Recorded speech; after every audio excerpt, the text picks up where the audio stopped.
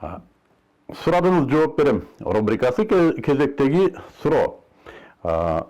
Айылда биздин бир тууганыбыз боору иштебей калыптыр. Аны чет өлкөдөн алмаштыралы деп, агалары элден акча топтоп жүрүшөт. Менимче, айткан акчасы өтө эле көп, чогултуша албайт го. Ал бала эмне кылышы керек? Ошол бойдон калып кетеби дейт. Эми бул бүгүнкү күндө өтө эле көп кездешчү көрүнүш болду. Гемодиализ деп коет. Бул ушу канды тазалоо. Адам сый албай калат. Жана боор иштебейт да. Жана боор кургай баштайт. Ошондо анан кийин атайын жасалма боор аппараты, ушу гемодиализ деп коет, өтө кымбат экен. Бир жумасына 10 миңдей, 15 миңдей, айтор өтө эле кымбат. Жума сайын ушу канды тазалап турат экен. Андагы бүт канга тарап кеткен сийдикти кайра кандын составынан чыгарып турат экен. Бул өтө оор. Ушу гемодиализден чыккан адамдардын абалын көрсөң деле денең титиреп кетет.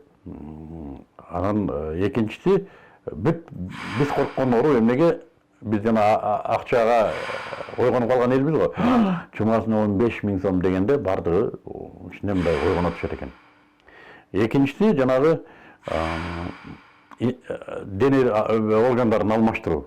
Мына ошо бүгүнкү күндө кадимкидей интернетте кыргыз эле балдарынын, кыздарынын жарыялары чыкчу болду. Боорумду сатам, аны сатам, муну сатам деп кадимкидей эле акчага баасы менен жазылып турат. Төбө чачаң тик турат. Буга донорлор да көп экен. Ошо чет өлкөгө чыгып, операция кылдырып, кээде өздөрүнүн бир туугандары барат экен. Анан ал дагы бирөөнүн боору жашап кетеби, жашап кетпейби, бул да өзүнчө бир маселе. Бир мынча акча, албетте, 40 миң, 50 миң доллар турат. Аны кайда бар бул нерсе? Анан албетте мечиттерде жарыялайт, эшиктин алдында тилемчилик кылат, мечиттин алдында, анан адамдардан чогултат. Ошо керек беле? Бул Кудайдын сыноосу экен да деп өзүбүздү жубатат. Чындыгында Кудайдын сыноосу болгон оорулар бар. Бирок дээрлик оорулардын 95, 97, 98% адамдар өздөрү жасайт. Биз айтып атпайбызбы, туура эмес тамактануудан деп. Менин практикамда болду ушундай нерсе. Ушу бычакка бара турган адамдарды туугандарым мага чыгышты. Анан мен айттым, мен башка айлаңар жок болсо, анда жатып калган адам. Башка айлаңар жок болсо, анда жок дегенде ошо операцияга чейин кичине туура тамактандырып коюңуздар, кубаттанып алсын деп. Жана ошо 3 ай 4 ай биз берген программа менен тамактанып отуруп, ордунан туруп басып кетти дейт. Азыр басып жүрөт, Кудайга шүгүр.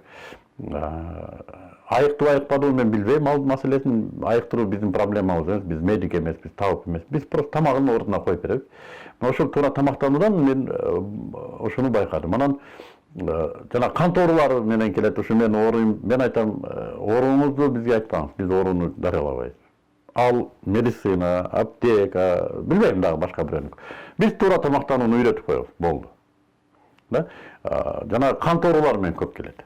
Анан кан оорусу өзү туура эмес тамактануунун кесепети. Инсулин жетпейт, болду. Инсулинди иштеп чыгыш үчүн белок керек денеге. Жөп-жөнөкөй эле түшүндүрмө. Болду.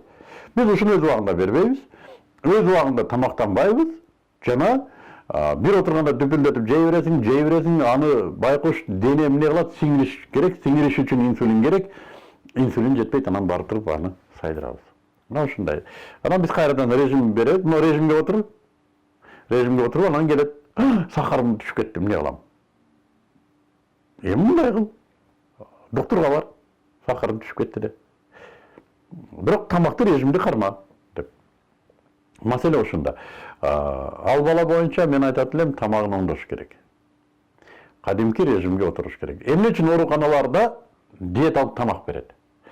Ичкен дары мына ошондо таасир берет дейт. Биз ооруканаларга барсак, андан бетер биз өлтүрө турган оокат жейбиз. Туугандарыбыз, кудалары келет, эми койчу жөнөкөй жашооңдо алып келбеген оокатты ооруканага алып келет. Муну жеп ошол жерден өлүп калалы дейби, билбейм. Ошо ооруканадагыдай тамакка жеткенге чейин үйдөн эле тартип менен ушу биз көрсөткөн персоналдык программа түзүп беребиз. Мына ошону менен тамактанса, денесин күчтөйт. Денеде жүрүп турган процесстер бар. Ал иммунитетти көтөрө турган процесстер бар, аллергиялык процесстер бар, зат алмашуу процесстер бар. Мына ушуларга туура тамактанганда, туура маалда, туура курамдагы тамакты берсе гана адамдын денеси өзүн өзү тепчий баштайт. Балким ошондон Аллах шифа берсе, балким кээ бир ооруларын жеңип да алат. А негизи, эгер бул жигит операцияга бара турган болсо, буга деле ошо кеңешти айтабыз. Операцияга барар алдында 2 ай, 3 ай мүмкүнчүлүгү болсо, тамагын тартиптеп алсын. Денесин күчөтүп алсын. Мына ошондо операцияны дагы алып чыгышы оңой болот.